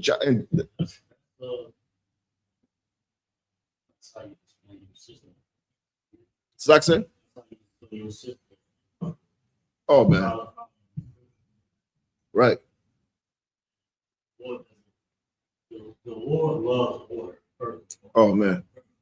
And he hates this one. Right. 100%. I mean, that's one of the things where you come into the school, brother. Now we come into the school thinking we know everything, we're arrogant. And all of a sudden we have to say Khan out of one Khan. We have to yield to a brother that's better than us. You understand me? We have to, there's not, okay. How do I say this? Coming into the school humbles you. I mean, there's generals over you. And over the generals are generals. You understand what I mean? There's it don't stop. You understand what I mean? There's captains, there's officers, there's so many, and then you have to not get your way every time. No matter how much you think you know, you have to not do it your way and do it this way because you was ordered to do it that way. Can I add just something? Come on. It's comfort. Right. It's not sporadic. The thing about order is it works. Right. You don't have to worry about it. You don't have to think twice about it. It works. The Lord gave us something seamless. Right. Right. We going against it for what? Your own thoughts. It's really just Satan in your mind. Really just 100%. it's really a demon. 100%. You think it's you think you're smart. Just, you got a demon on you. It'll come off. Right. Demon like that. I had a demon. He or she is a problem. I'm gonna tell you this too, Cap. You see the words "con," I don't want con. That's one of the most masculine things you can say. Because you're not in your feelings. You're just a soldier. That's it. It's just one of the most masculine things you could say. You understand what I mean? You can't get an emotional nigga to say con, I want con. You can't get an emotional nigga to do anything besides what he wants to do. That's why he's emotional. If he can't do what he wants to do, he'll have a tantrum. He'll start throwing rocks at his mother's car because he's not getting his way, because he's not allowed to play the Xbox right now. You know what I mean? But to be able to yield to another brother is masculine, brother, in a way where you just emotionless. You just, whatever it takes to build this kingdom. You understand what I mean? If you need me to pick up that bucket and move it over there, kind of one kind. I'll handle it, sir. You understand what I mean? And like we said at the beginning, a lot of brothers couldn't do that. And it weeds you out of the truth. And you go and be a civilian where you can do whatever the hell you want. You don't answer to nobody. And your children don't answer to you either, by the way, out there. You understand what I mean? Versus being in a righteous place over here. You're building. The Lord said this. Christ said this. He said, I'm coming to set a fire on the earth. But what if it's already lit when I get here? Meaning this. I'm coming to burn this place down. But what if y'all already doing it? That means I'm coming to join you and making this fire bigger. That you guys are that you're lighting. Why? Because you have discipline. You understand what I mean? And that's what we want. Let's go to this final verse. This here, the book of Joshua, chapter 24, verse 15. Every brother has to understand the scripture here and move accordingly. I mean, and you have to really, in your decision making, right? Actually, start in verse 24, verse 14. Let me hear it. Go ahead. Joshua 24 and 14. Now, therefore, fear the Lord and serve him in sincerity and in truth. Go ahead. And put away the gods which your fathers served on the other side of the flood. Man, Cap, this scripture is so heavy because it's like, when you read the scripture, you want to think, oh, this is back then. But this could apply right now. Put away your gods. This could apply right now to the streets of Baltimore. Read it again. Joshua 24 and 14. Now, therefore, fear the Lord and serve him in sincerity and in truth. Change your ways. Fear the Lord and serve him in sincerity and in truth. Man, this is something you was not doing before. Do a 180. Start doing this. Keep going. And put away the gods which your fathers served on the other side of the flood. Put away all those fake gods, Christianity, Islam, the 5%ers, God body, Bloods, Crips, money. Put all that aside. Go ahead. And in Egypt, and serve ye the Lord. And serve God. Go ahead. Verse 15. And if it seems evil unto you to serve the Lord. If it seems evil, if it seems wrong to you to serve the Lord, go ahead. Choose you this day whom you will serve. Make your decision now.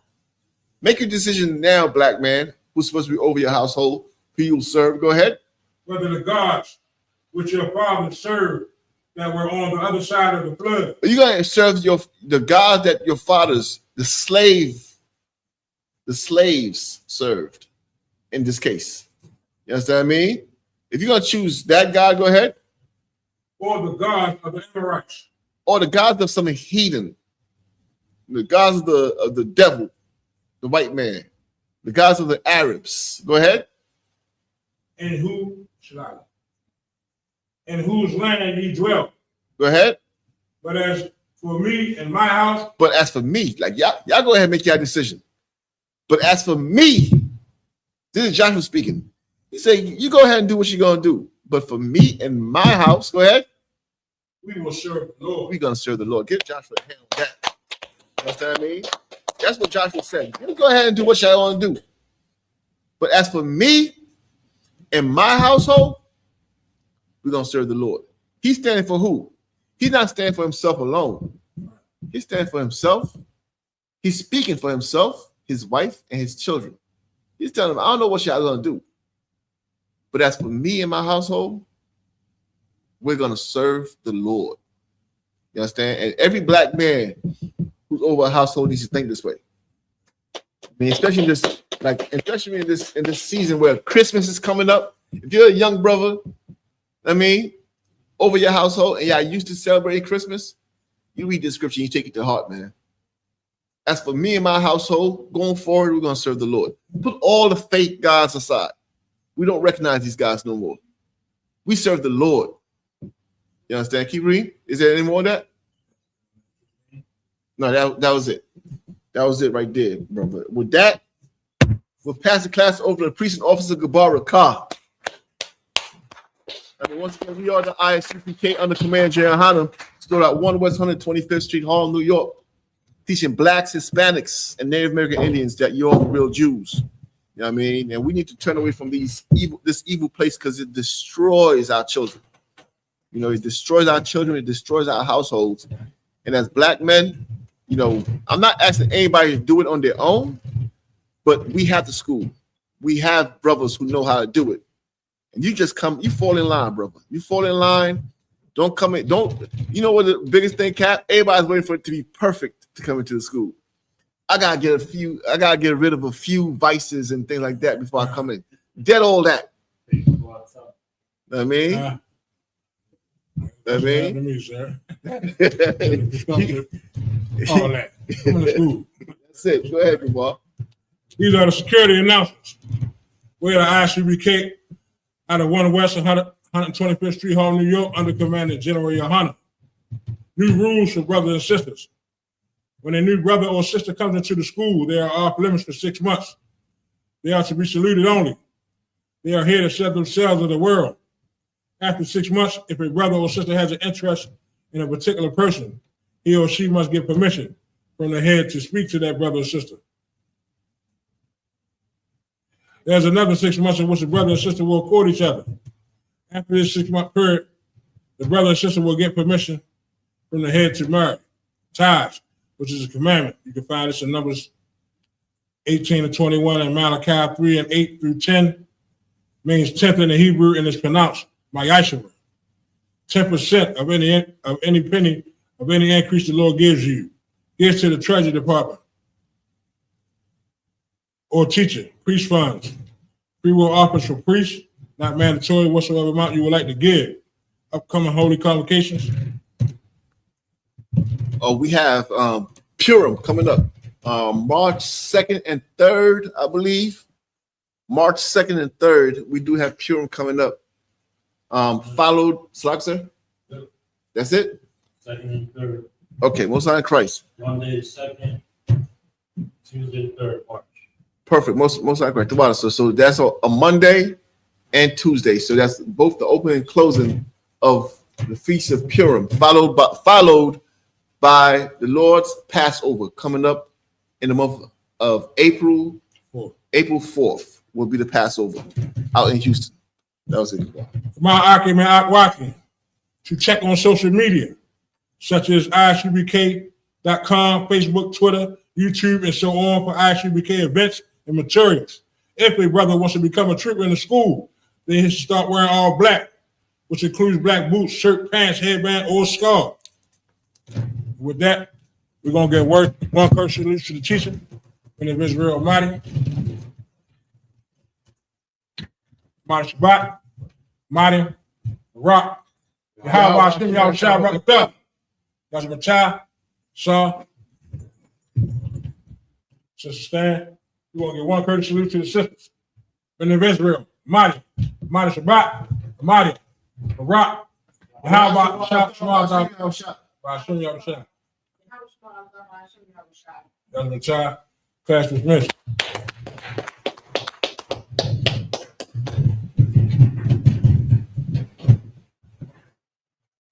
Shalom, Israel. It's that time again. The ISUPK, under Commanding General Yahana, presents the Lord's 57th Annual Passover. That's right, the Lord's 57th Annual Passover, April 4th, 2026, in Houston, Texas. All Black, Hispanics, and Native Americans are commanded to observe the Lord's Passover. This will be the biggest Passover to date. You do not want to miss this. Fresh lamb, fresh wine, and bitter herbs as commanded by the Most High. Only $200 per person ages 17 and up. The biggest event of the year. There is only one Passover, and it's under Commanding General Yahana. See you there, Israel. Shalom. Nobody else there to compare to. Train for war, men of war, and war like apparel. Prefer our leaders can't get between us. Watch where you stepping.